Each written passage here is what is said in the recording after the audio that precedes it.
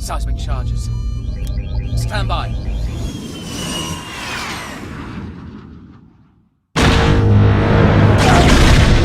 Guys, so most of you will probably be aware that the second season of The Mandalorian is coming out in a day or so, and it has been very much anticipated off the back of Season 1's stellar success. So what better time now to visually analyze what the best tasting aliens were from Season 1. Now one thing I noticed from the first season of The Mandalorian is that there wasn't a particularly large range of unique aliens. I mean, there may have been a couple, but other than that, the Disney franchise may still be showing itself to be struggling in the area of bringing us new alien content to feast our eyes upon, quite literally. But fear not, despite the limited range, there are still some delectable options, so I say we cut this more torque and jump right into another neglected lore topic not widely talked about amongst ours there us. Ranking in at number 5 we have Zeon, who was a Twi'lek mercenary that encountered the Mandalorian bounty hunter Din Djarin when the two of them were hired by Ransom Malk to rescue Quill, her brother. Zeon has thick leather-like purple skin that looks very sweet and flavorsome, but what awards her a ranking within this top 5 list are her pure or prehensile appendages that sprout down, also known as head tails. Her ones in comparison to other Twi'leks have a large width, and look to consist of a very fine and fibrous meat which I could only very accurately describe as being similar to Wagyu, which is a form of beef that is highly marbled, containing a higher level of fatty acids than ordinary beef. Slicing Zeon's hair tails into circular pieces fried over a pan with a drizzle of olive oil, and combined with olive peels, rice straw, and barley would undoubtedly be scrumptious. Next, ranking in at number 4 we have the alien known as the Mythrow from the first episode of the Mandalorian series, who with extraordinary determination tried to escape Din Djarin by schmoozing him, but later found himself carbonated. Sell him to me please, because he looks like a very tasty alien that could be used for a variety of fantastic home-cooked recipes. Through my visual observations I can tell he is a somewhat chewy meat that is most likely very dry, but what I have reason to believe is that it would be very similar to turkey, which is quite a dry meat but packed full of protein, and better enhanced with a drizzle of gravy for festive cheer. And look at that blue thick skin, which would provide the ultimate crackling.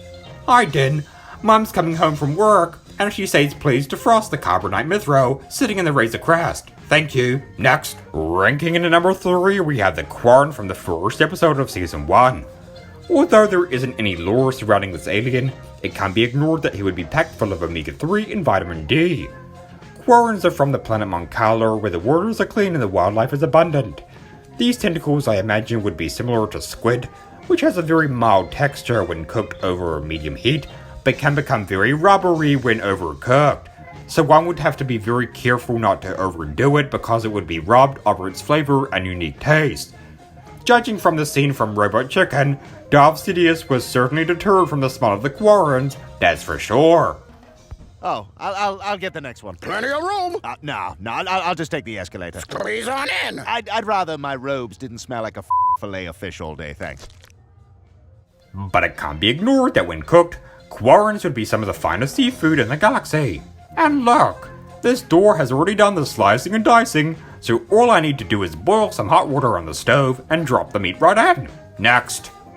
Ranking in number 2 we have Quill, the Orgnaut from the planet Gentis who worked as a vapor farmer and offered valuable skills to those who could meet his price. And in 9 ABY he stumbled upon the Mandalorian bounty hunter Din Djarin, who was being attacked by 2 blurgs, compelling him to carry out a rescue and take him back to his farm. Inherent to the Orgnaut species are these flaps here, which hang over the sides of their mouths. Now these look suitable for highly processed meats such as salami and ham, or maybe even spam, which would be suitable for lunchtime sandwiches, and just absolutely packed full of flavor, being a thin and fine meat variety. Unfortunately, he was hunted down by 2 stormtroopers, making the ultimate sacrifice to protect the number 1 most tasty alien in The Mandalorian. Ranking in at number 1, we have, that's right, you guessed it, the alien who is by visual analysis the tastiest looking alien in The Mandalorian, with the best meat components, Baby Yoda. This was a tough decision to promote an alien from the Yoda/Yaddle species as a delicacy, but it can't be ignored that it would make a great dessert, due to the light green/lime skin which very closely resembles ice cream, and would be perfect frozen then infused with sugar, cinnamon, and sprinkled with gummy lollies, resembling my favorite ice cream flavor.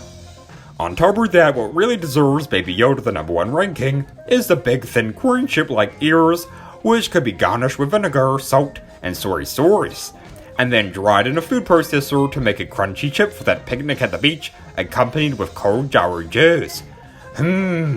Maybe that's why the lasting remnants of the Empire so desperately seek them, to fuel their hungry appetites. So there you have it, the top 5 tastiest looking aliens from The Mandalorian Season 1. Let me know your thoughts and opinions in the comment section below. The archives for the tastiest aliens in The Mandalorian based on visual analysis are now complete. I shall file the results into the archives, and I shall see you all in the next video. And remember, be happy! We lost the transmission, sir.